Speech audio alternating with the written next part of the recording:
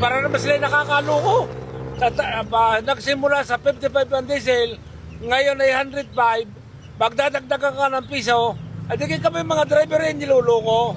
Ang aming bito ko ay hindi lastiko.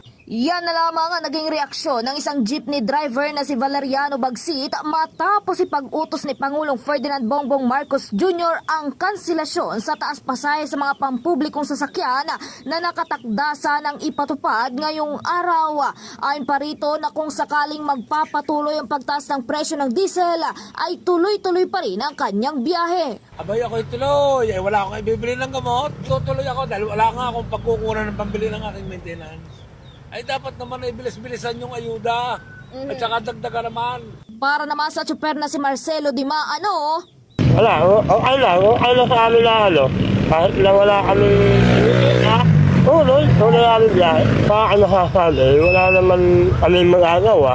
Malaking abawasan, pakita namin, kasi ang taas na ng presyo ng diesel, bakit bawat?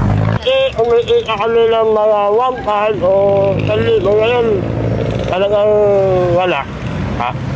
O 100, 300. samantala dagdag pa nito na kung sakali man na natuloy ang piso fare hike ay hindi pa rin ito sasapat para sa mga driver. Sa amin, kung maaari, talagang nakakamasahe. Wala eh. Ang akin ko lang,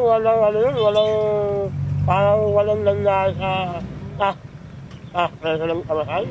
Wala yun. Siguro yung mga pesos o tayo. Okay na siguro. Matatandaan na noong Martes nang tumaas sa mahigit 100 piso ang kada litro ng diesel na siya namang patuloy na iniinda ng maraming mga tsupera. In the heart of changing lives,